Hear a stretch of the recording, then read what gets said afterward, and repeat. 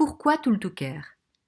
Nous allons aborder ici en quelques minutes les origines de ce projet.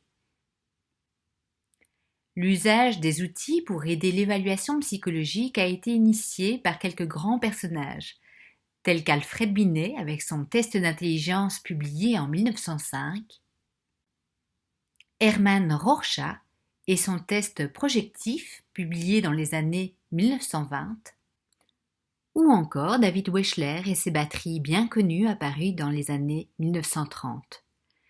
Le siècle qui a suivi, ces premiers outils a connu un développement impressionnant, à tel point qu'il n'est aujourd'hui plus possible de mentionner, comme je viens de le faire, les auteurs des outils les plus fréquemment utilisés depuis les années 90. Dans la galaxie actuelle des outils, on va retrouver des outils conçus pour aider le clinicien à poser un diagnostic correspondant à un système de classification international, comme le DSM. Mais à côté de cette fonction diagnostic, on va retrouver une multitude d'autres fonctions bien utiles en clinique. Certains nous permettent de détecter de manière sensible la présence de difficultés. D'autres, sensibles au changement, sont bien pratiques pour suivre l'évolution d'un patient dans le temps. Et bien entendu, une pléthore d'outils sont là sans prétention diagnostique, simplement pour nous aider à comprendre certains phénomènes psychologiques ou la vision que le patient a lui-même de son fonctionnement, sa qualité de vie, ses valeurs, etc. Cette évolution est riche et passionnante, mais elle complique aussi la vie du clinicien qui a, et aura de plus en plus, difficile de se tenir au courant des développements. Aujourd'hui, il n'est en effet pas évident de rechercher et trouver un nouvel outil dans cette galaxie d'informations disséminées sur de multiples sites internet.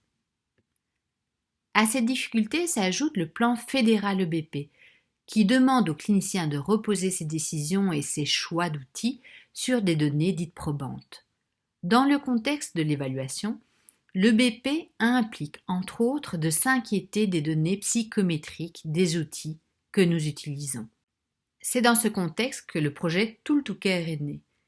Tooltoker a pour objectif de faciliter le travail du clinicien en lui permettant de trouver aisément un outil, grâce à un moteur de recherche conçu avec l'aide de chercheurs et de cliniciens. Ce moteur de recherche permet de naviguer dans un bottin référençant les outils existants. Ce bottin sera enrichi en continu. La plateforme permettra aussi bientôt de localiser ou d'accéder directement à l'outil en lui-même. Et dans quelques mois, elle permettra aussi une passation en ligne d'un grand nombre de questionnaires et d'inventaires pour faciliter l'administration et la correction.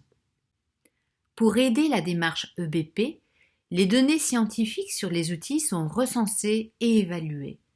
Le clinicien peut ainsi rapidement percevoir s'il existe des données soutenant l'utilisation de l'outil pour certaines fonctions. Dispose-t-on des informations sur la validité discriminante permettant une utilisation diagnostique?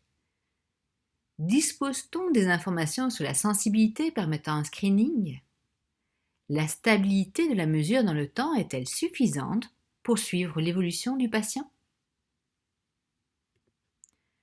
Dans les prochaines capsules, vous trouverez une brève présentation des fonctionnalités actuelles de la plateforme bêta de Tooltoker.